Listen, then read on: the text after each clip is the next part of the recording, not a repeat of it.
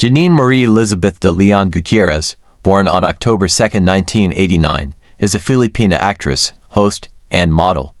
Coming from a family of actors, she made her own mark in the industry with her talent and charm. She first appeared in youth-oriented shows and steadily built her career, later earning praise for her performances in dramas and films.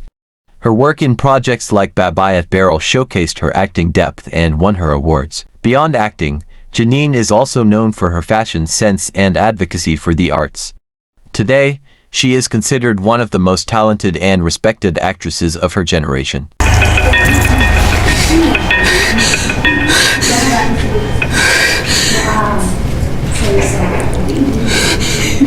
Gusto ko nga eh.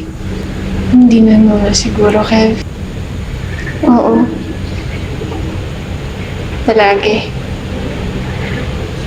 Kahit nung nasa kumbento ako.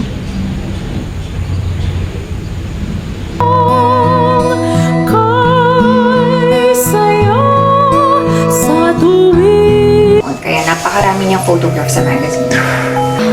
Sige, hindi makita iwanan. Ako nga pala bahala sa'yo.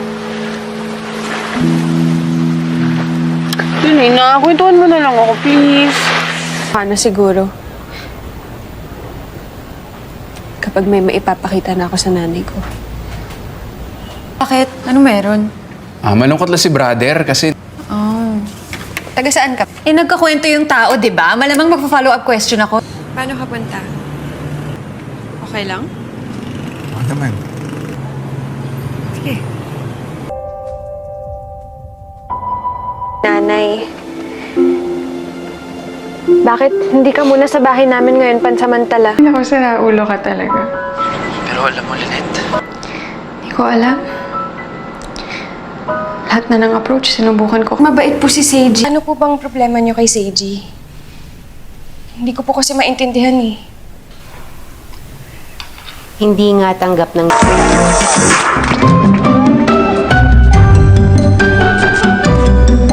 May kilala ko siya.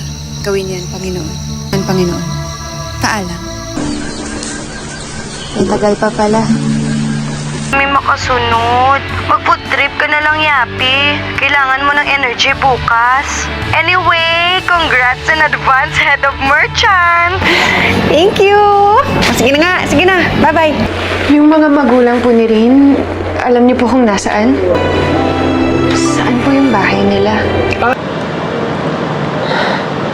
Edward, hindi ko pa kayang maging nanay. Nakikita mo naman yung sitwasyon ko eh. Paano magpapalaki ng bata ang isang bulag? Hindi na ako mag-isa ngayon. Sana po, tulungan mo kami na magkasama kami. Dr. Micolay, balita ko, pwede na pong mag-operate ulit yung planta niyo? Sa wakas,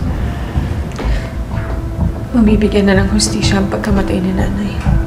Boss ko kasi, dalawa na yung gamit niya, nakapareho ng gamit. Tanong ko siya kung sinong nagbigay sa kanya, ayaw naman niya pag-usapan. Yung isa kong boss, yung may-ari mismo ng kumpanya. Andre Legas. Thanks. Usually, tinutulugan ako ng listeners ko, so I'm glad may nakikinig pala hanggang... Ganyan si tatay ah. Ang usapan, sama-sama tayong magdedesisyon. Kailan pa yun? Kung bibigla-bigla tayo, siguradong may mga inosenteng Need Jasmine. I don't need Lily or Camilla.